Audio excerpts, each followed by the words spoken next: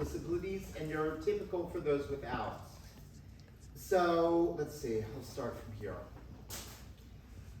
In 2008, I graduated, in 2008, I went to college at Marshall University. I had never anticipated going to college while having autism, but I managed to graduate in 2012. But it was during that time I learned about self-advocacy, not as part of an autism self-advocacy group, but as having met a program director during my college's day of service where we volunteer. It was a program just for advocacy. A man who had gone to prison, a girl whose family had a history of drug abuse, a Muslim girl from a family in the Middle East, and an Asian girl whose degree had nothing to do with math or science. Normally when people hear self-advocacy, they hear about autism self-advocacy. But for all of us in that program, it was so much more than that. We were taught to give 5-minute presentations about our story, about our backstory, about our life, about what we do moving forward to overcome obstacles. And in doing that, we not only broke down stereotypes about ourselves, we gave other people the strength to do so.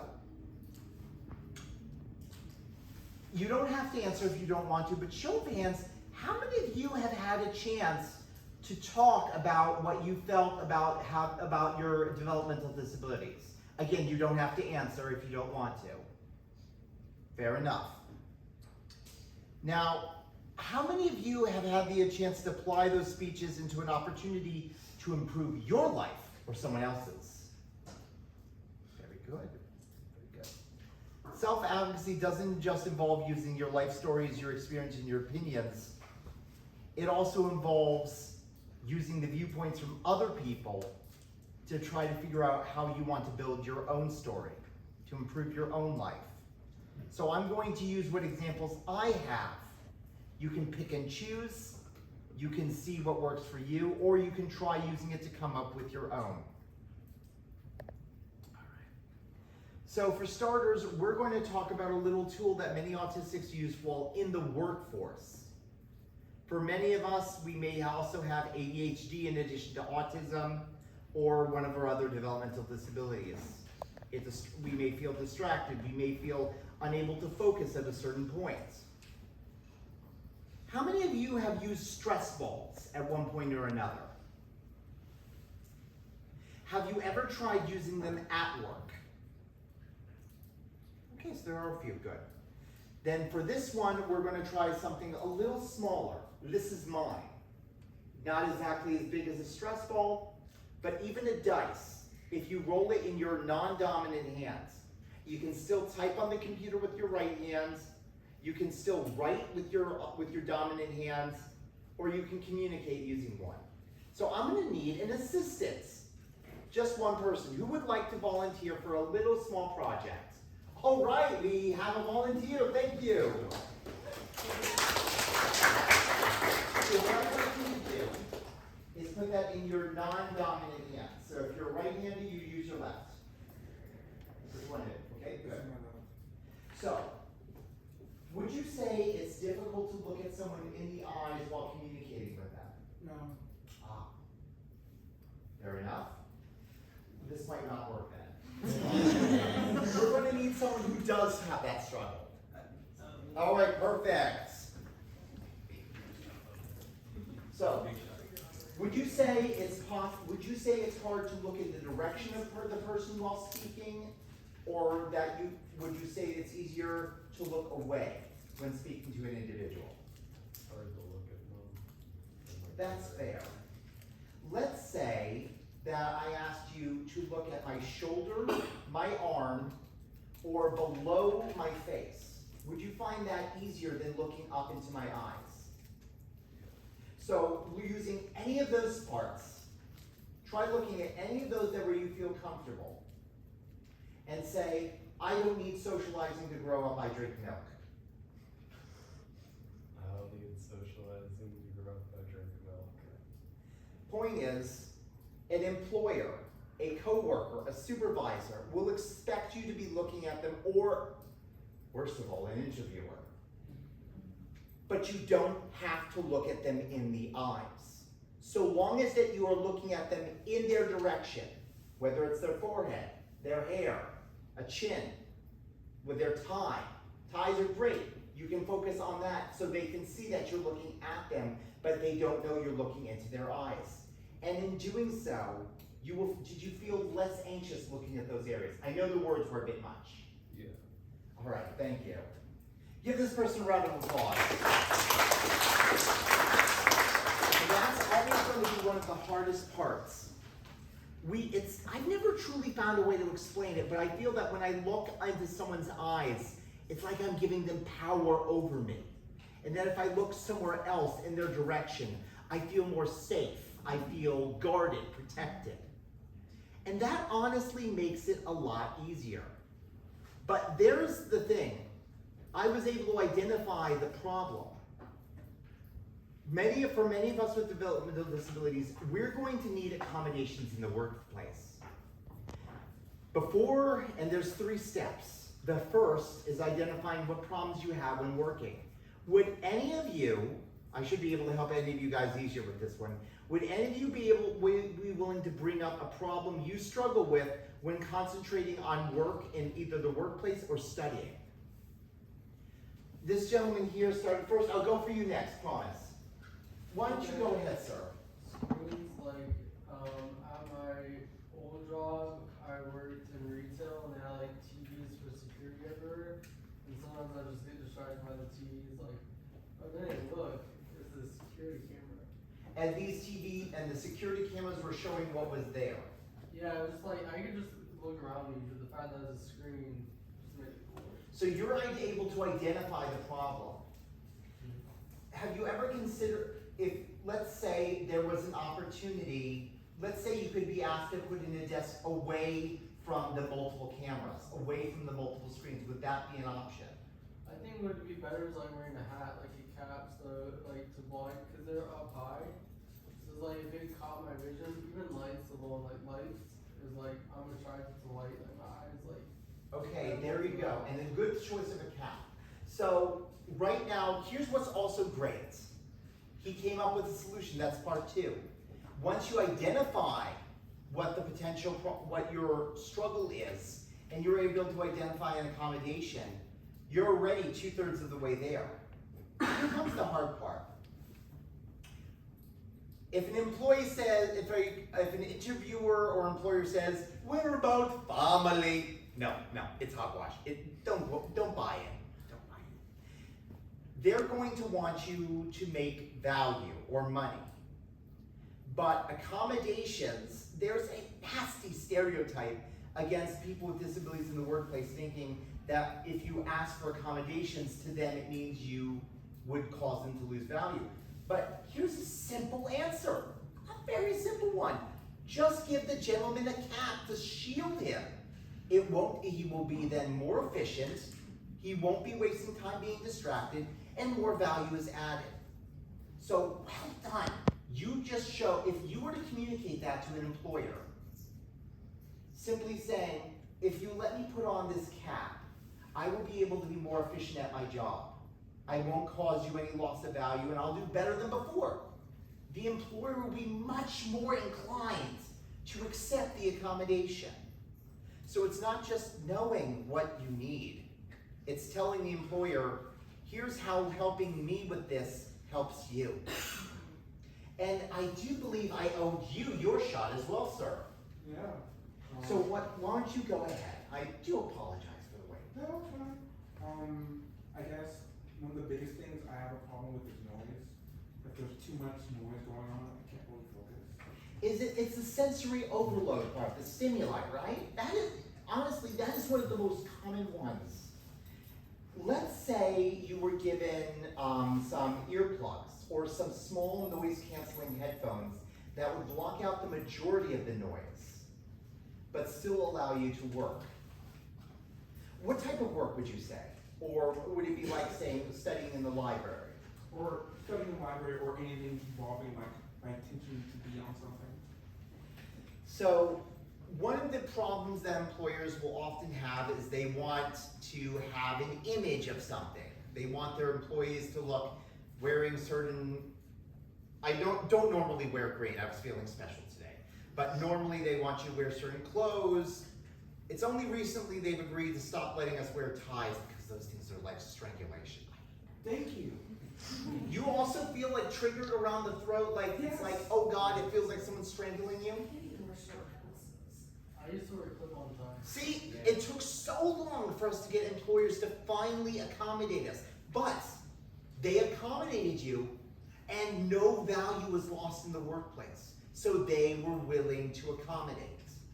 So let's say this gentleman here got some noise canceling earplugs that would allow him to sit at a desk job, but if someone was speaking to him, he could still hear them, or some earplugs.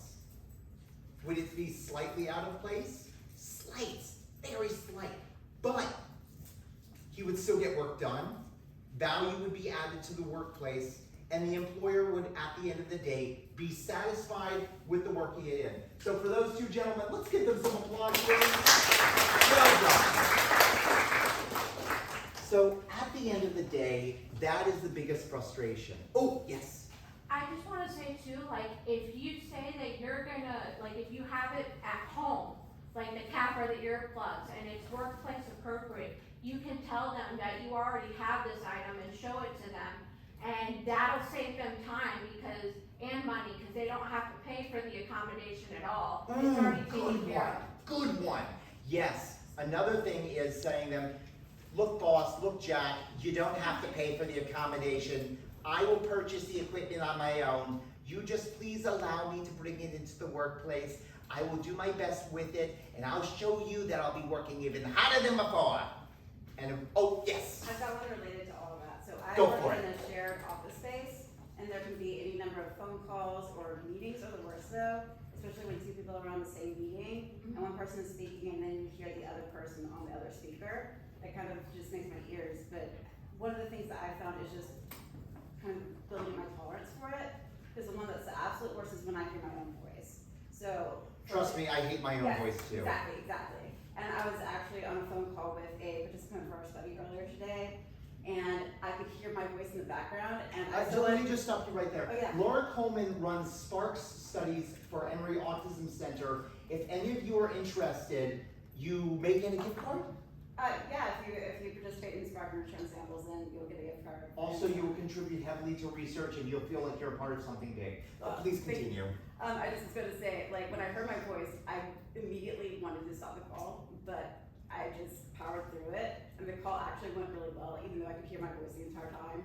And I just remember feeling so much relief when I hung up the phone, but I also was kind of proud of myself, because that is very hard for me to tolerate, is the sound of my own voice. So the problem with the power through it is that a lot of employers and especially parents expect their children to power Yes, through. but I was doing it for 3 years, so I built up to that, so don't have that expectation on yourself to be able to power through from the get-go. It's So really hard. what I'm actually suggesting is for the people here, what are some things, if you could name one or two things that you feel could help people build tolerance to something stressful, something that's slow and steady? I think, I'm gonna go the other way, and I'm gonna challenge you here, but I think it all starts with the parents, and I think the parents need to have a better understanding. Because I know for me, I felt self-conscious because my parents were self-conscious as a kid.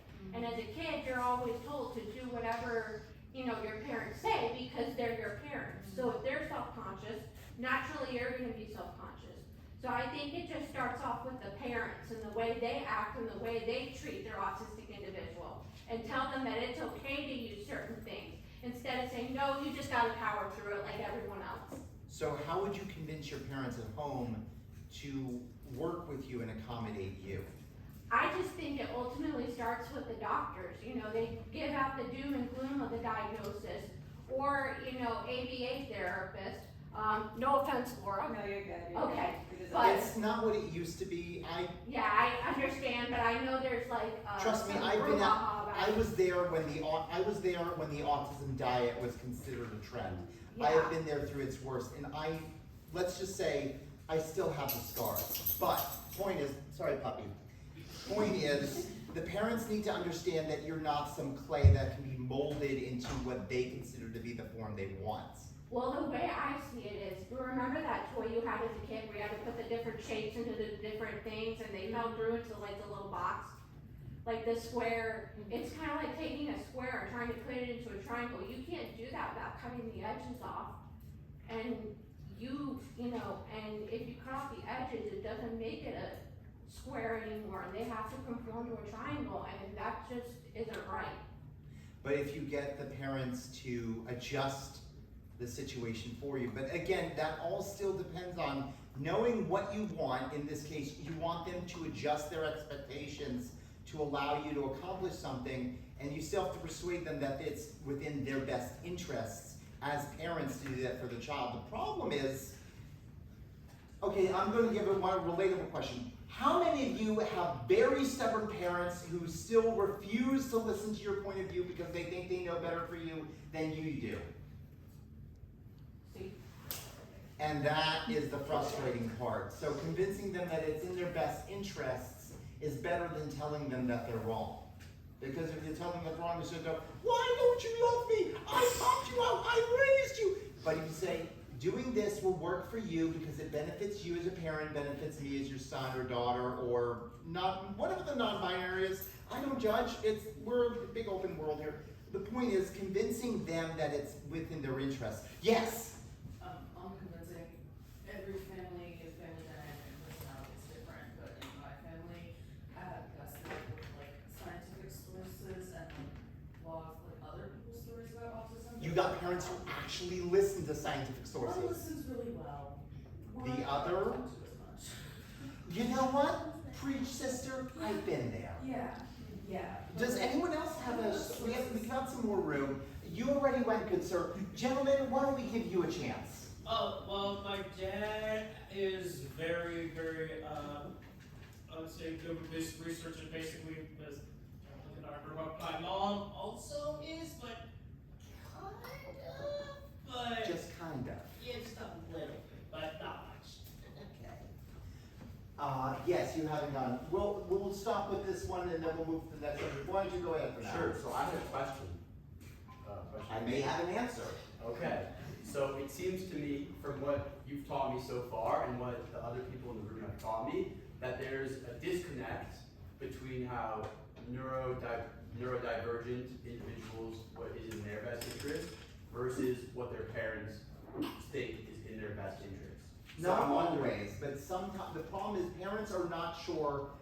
Parents who are not born into disabilities, they want to know what to do right. They want to know how to make sure their kid has the best care. But there's so many different sources, good sources and bad sources, that they're not sure. But if their child can find a way to properly communicate what works, they're willing to listen. That still, the hard part is the child is often not sure, anxious around how their parents will receive it, etc. But there's also that disconnect between in the workplace. An employer may not have hired people with disabilities before. They may not be sure whether or not the disabilities can still work with accommodations. And that is why just showing them, Alan, it's still me. And do that, but go ahead, please. Yeah, so I was just gonna say, do you have an example of a situation, just so I can, think of something concretely, where like a parent would want one thing and a neurodivergent child would want something different? I've got one. So we were, my life program runs a Discord, and a couple of days ago, someone was talking about how, and I think it was Ben, but you can correct me if I'm wrong. Should we be sharing What? things they're in the Discord? Yeah. So, How about no names mentioned? right, but, so for me, I'll just talk about me, but basically, I was, one of my parents wanted me to go to college, and then the other one didn't really care what I, wanted to do, and that's just an example. Fair enough. Another example for me is, for college, my father wanted me to go to college because I graduated high school, but I wasn't ready. So I asked my dad to give me 1 year of preparation, 1 year to go through further cognitive behavioral therapy, I think it was, and other stuff to be better prepared. So trying to find sometimes a compromise can be the way to breach that disconnect. Or at least trying to explain. I don't have any that I have off the top of my head that would work without going into some very dark memories. But I can definitely say that if you can try to find a way to explain it in a way that makes sense, one of the things you can also do is ask your parents to explain their logic until they make sense to you. But definitely communication will be a two-way street. And it only works when both sides are willing to communicate. Mm-hmm. That is why I'm going to say this. Before any of you graduate this class, please make sure to get to know as many of your peers here as possible. Community is strength. Community is empowerment. Community is knowledge. What you may not be able to figure out on your own, you may be able to figure out from asking peers. You mentioned Discord. Discord is community. Well, not my type. I have a few nightmares for that. But still, point is, if you can have people that you can turn to, people that you can ask for support, you can practice your accommodations, speak to your employer. You can practice your discussions with your parents. You can be that support to a friend.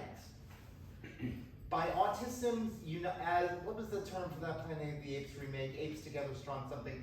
Point is, when the autism community comes together, or the disabilities community, you don't have to be one disability or the other. You just have to be willing to work together with your peers to try to find how you can help each other out. Together you'll achieve miracles. I have been watching the progress of the special needs community. I have seen groups pour up that I could only dream of them when I was a child. And to see this many people in the room here, all willing to ask questions, all willing to share stories. There was none of that when I was growing up. I'm just so amazed to see how far all of you have gone. You're amazing. So we're going to move on to the next step. One issue, whether talking to your parents or to your employer, will be the condensation. How many of you here have a hyperfixation, like say Ruby, football? Fair enough. You know what? You know what? I absolutely agree. You're probably on Tumblr too, aren't you? You do not want to share the hyperfixations on Tumblr. I've been there, same thing, sister. Trust me, I understand you. But in any case, what I will say is this. When you want to make a point, you're passionate. There's so much you want to say. There's so much you want to go into detail. You're very detail-oriented, and that is excellent as a job skill. But when presenting, they may want you to condense. So if you're able to take it into 10 seconds, that works. But as an accommodation, you may say, Michael, problem with me being detail-oriented is I do TMI, too much information. So if I'm trying to present this stuff, could you just tell me, Eren, condense. And I can slow it down, or I can try to get to the point quickly. Employers will not be upset that you have so much detail that you want to give.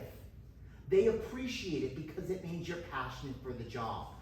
And one thing that the workforce itself has noted is that people with disabilities work just as hard as, if not better, than their best neurotypical employees.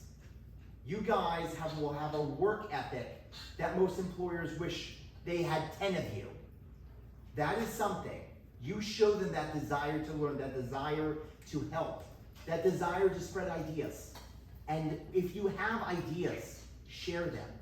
Because sometimes, when you go to an interview, if you research the company beforehand and also make suggestions, you may actually get a niche job set aside just for you. If you just take the initiative, show your passion, even if you have a few social blunders here and there, passion and knowledge will carry you further than just having perfect, no mistakes on the social part. You can always go back to the points you wanted to talk about that you were passionate at a later date, or answer it in the future. But one thing, we've mentioned employer and family. Let's say you were giving a speech to someone else. The workplace, schools, potential friends, a special needs nonprofit. If you can figure out who you are wanting to discuss it with, that makes it a lot easier. For example, let's say a hyperfixation. There's Tumblr, there's Twitter, there's Reddit. What you would want to say on one social media website, you would want to change it for another. You may be more open with your feelings on Twitter. Reddit is more, you want to be moderate about it. Tumblr, you be yourself, but you also want to be careful at the same time because you're worried about how you'll be seen by others. Even so, I love Tumblr. It is my life. I make no apologies. So it's sort of like building a resume. Your experiences, your views, your goals, your presentations, and even networking be shaped on that. But networking, you will have to network. Your grades, they're going to help you a lot. But how many of you also do other projects, programs, outside of simply taking classes? Let's give Ariel a shot. Well, I do adaptive dance with Ellen and Central, so I do Disney Jazz, and I'm also a member of the Foster Schmidt Dance Company. And as part of that, I do dance classes with and without people with disabilities, so I guess in an integrated sense, some people with disabilities who do, who are in the Foster Schmidt Dance Company do choral classes, so I'm in a choral jazz club. All right, that's good, thank you. But so dancing, helping mentor with dancing, even something like dancing in a business field, in a educational field, or other fields, something that may seem unrelated can still go well. Teaching, mentoring, teamwork, those three of those things, just from the dancing stuff alone. Does anyone have another example? We can go for two more. I love you, though. I love your participation. I do. But let's give someone else a chance. Okay, I get you. I know. I'm sorry. Yes, sir. I've been pursuing an IBM certificate, an IBM certificate for cybersecurity. Very And I have good. a course with other students that you communicate with. So in this example, in addition to the good grades, he also has training. Employers will look at the training. So it's annoying how many things that go onto a resume or go for the interview, but even something as having the training, and because you took part with other students, you said? Yeah, it's like networking. So part of that, cybersecurity involves teamwork. And if you can show through training, through your training certificate or others, that you are a team player, there's a lot of companies that will hire you based on that, where they may have hired someone who is more qualified, they may hire you if you have the teamwork or the willingness to mentor. We've got room for one last person. Yeah, let's give you another shot. Go ahead. Community theater. Ooh, okay, go ahead. I usually go out and basically help out with some of the shows for my community theater. Sometimes I kind of help out a little bit with the technical aspect of it, but yeah. Have you done any presentations, any speaking? Any speaking while in the theater? Oh, yeah, I have done shows with them. Good, so let's talk about that. With theater, you're expected to know lines, speak up to a certain point, and deliver with passion or based on the personality required.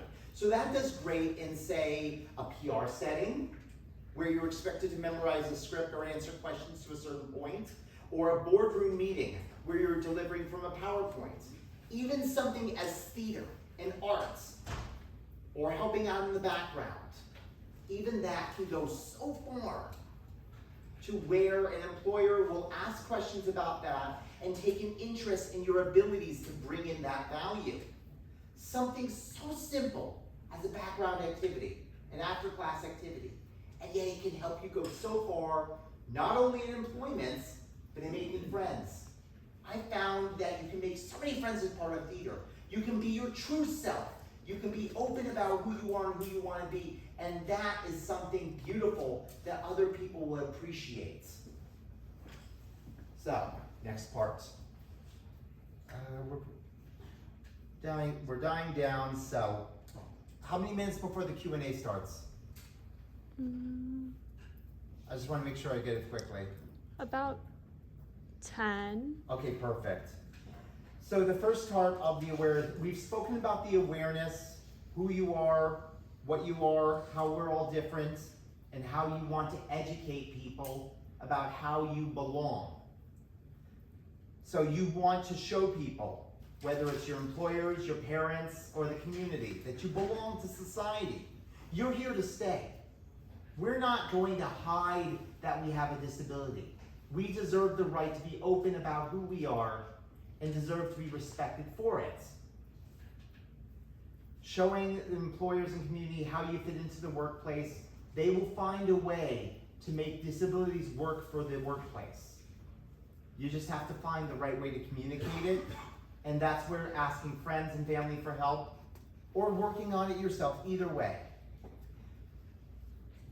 I will point out that you will have more than one interview nowadays. Before it used to be just 1 to 2 interviews, now it can be up to 5. So with each interview you pass, know that you come further and further, and that this means you're capable of a lot. You're going to make mistakes though.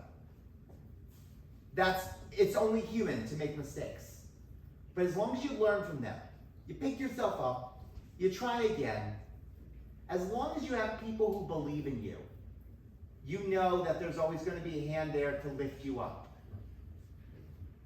And if there isn't yet, there will be. The point is, you guys are willing to try. You guys have something you're willing to work for. You guys have goals. And you guys know who you are inside, and that's how you know you can tell other people what you need. Whether it's allowing neurodivergence to be part of communities, how to hire and retain neurodivergence, and how to make the best of them as friends. We've already discussed the workplace accommodations, so here's one more thing. One of the things that developmental disabilities will always have a problem with is the non-spoken and non-written rules. So an easy accommodation that any of you can go for is saying, Martha, one of my accommodations that I like is, I'm not exactly sure what are the rules in this environment compared to rules at home or at school. Could you walk me through what the non-spoken rules are? What are some of the rules of workplace etiquette? That's no sweat off an employer's back. It will barely take any time for them, and they will be happy that you are willing to follow those rules, because it shows to them that you're taking the job seriously. And this doesn't just relate to work. Asking people, say, Janice, I just want to make sure if there's anything that makes you uncomfortable, I want to know so I can avoid that. You're a good person, and I don't really want to make you upset. Just showing them that you care. A lot of people will appreciate someone who respects their boundaries. And if this person with disabilities is willing to want to know what to avoid with them, they feel better because they know, at the very least, I know this person respects me and cares, and I can appreciate that person. That goes a long way towards friendship. But here we get to the dreaded part. How many of you have tried asking someone why about anything, and they simply refused or said, you know why, or I don't have to explain to you? Show of hands. Oh yes. You know, we haven't given you a try, you with the fantastic face makeup. For the situation, I asked why, growing up, a lot of just asking why is this a rule, and growing up, asking your parents why is this a rule, I don't have to tell you why, I'm the adult. Oh, I felt that with every fiber of my soul. Girl, you're preaching to the choir again. Okay, so the reason is a lot of people don't want to. They expect obedience, but obedience doesn't necessarily get results. For a lot of us, we prefer logic. We prefer things to be explained to us. You want the non-spoken, nonverbal rules explained. You want to explain to them why the accommodations. They will demand a why, but they won't answer your whys. And isn't that just frustrating? But if you can, but here's one of the steps. If you say, why not? If you can explain why not, it'll be easier for me to work with this situation. Where if you can explain why is this a rule, I can better follow it. Will the answer always? Maybe, maybe not. I know my father wouldn't. Point is, the very least is you can say on you can at least do on your end that you would try to explain why you needed it. You need a logical explanation. That is why you ask why. For something to make sense, for you to do something, it has to make sense to you. Anyone else got a specific case of a why that has frustrated you to no end? It's like a person's interest, why they like that certain hobby, why you're interested in it. Yes, explaining why you like that thing. So you could say, Jacqueline, I just like to be curious why you're a big fan of My Little Pony. If I can understand it better, that might allow me to share your interest or help me have a better understanding so I could be a friend to those who have that interest. You don't even have to be interested in MLB, as it's called. I don't know. Point is, having people explain something to you allows you to better respect it, better understand it, better work with the people who do. As long as you can explain to them that it benefits them to explain to you, you're able to do more, they're able to receive more. Will it work always? No, maybe, could be, but at least you tried. At least you gave it an effort. And if you give the effort, that's what matters. You tried. And that is something everyone will respect. You put in that effort. And by showing people that they don't have to put in tons of effort just to include you, just a few adjustments in here in the environment there. So like saying, hey, is it okay if I don't drink? They ask why. It just doesn't feel me. I don't function at my best. I'm not my best socially when I drink. Is it okay if I just have something non-alcoholic? People will still invite you to a party. They'll avoid giving you alcohol. They'll still have fun with you. You'll still be welcomed at a social. Those small accommodations, a simple thing can go so long in making people feel, okay, let's let Eren in. He's not a problem. He follows the rules. You guys have so many opportunities here at college. I envy you, actually. And remember, oh yes. I think you had a longer question. Not all of us are Emory students. Some of us are with the Emory Autism Center. Either way, but you're still part of a community where people reach out to you, right? You're still part of the opportunity to meet new people, go to different programs.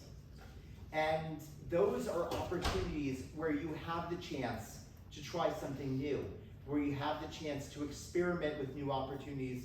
At the very least, things are put in front of you. And I still envy you, just the same. So, that will be enough for the most part for people willing to let you in and involve. Remember the rules, non-spoken and spoken. Just because you are neurodivergent does not mean we are above the rules. Nobody is.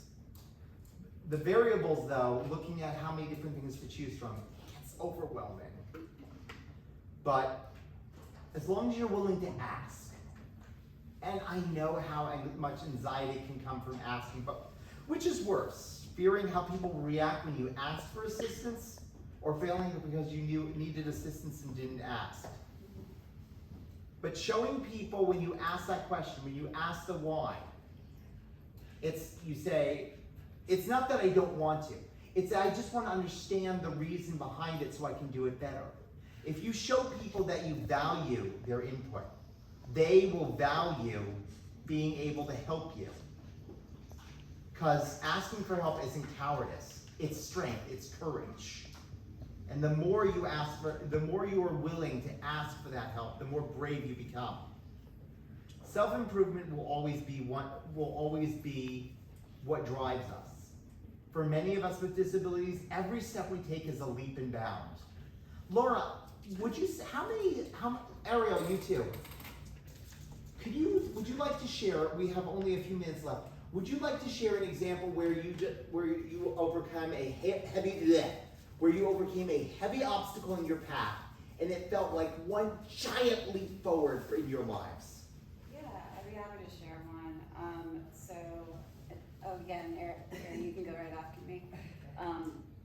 But I used to be very timid and I was very afraid to ask the things that I kind of got the sense that I was presumed to understand.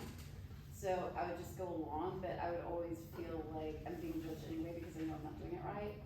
So I learned to surround myself with people where it was okay for me to just drop the BS and just be like, all right, so what am I supposed to do here? And they don't judge me. They like me for who I am.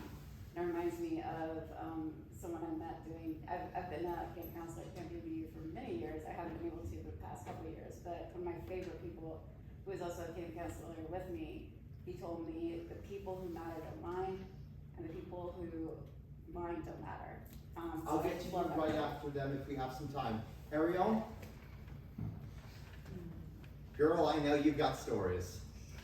Spill that tea. I would say for me, it was just in like being able to get diagnosed on the spectrum initially, and like I knew that I was different, and I didn't have the language to describe that, and figuring out going through the Rachel Center to get the assessment done, and pretty much without my mom being a part of that because she's like very equals and stuff like that, but even making that initial step of that, okay, I need these accommodations to get through college, and then subsequently the internships that I did in my social work programs, and being able to have that on paper to be able to access different services was like a huge first step for me, which now led to me being a lot of self-advocacy spaces. Excellent. The last question of the last one of the day. I was gonna say, I was really stressed out about my newest job application because I don't have good handwriting.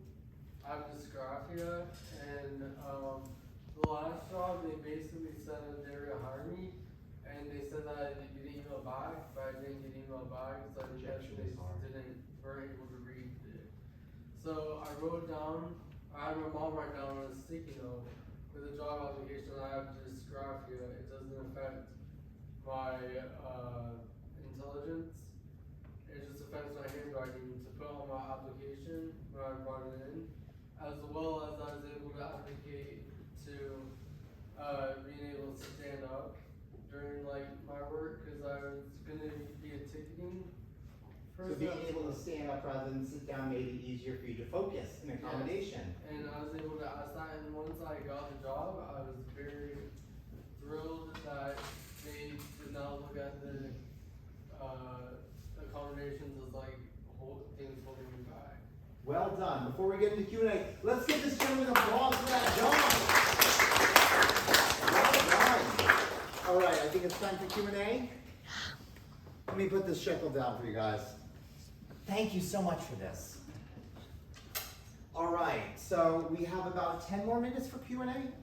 Yeah. Or 15. All right, so. Actually, a little bit less, like 8 minutes. Fair enough. Let's give questions and answers for someone who hasn't had a chance to speak yet.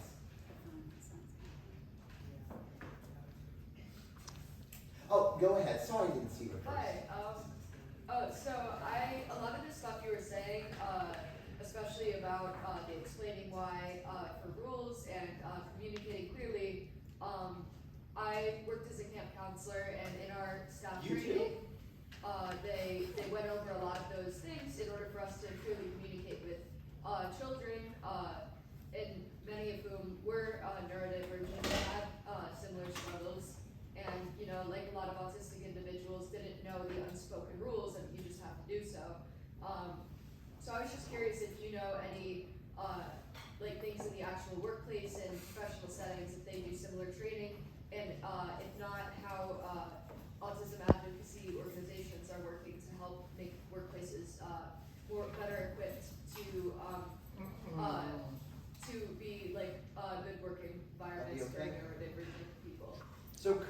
there is a special needs employment agency called Briggs and Associates.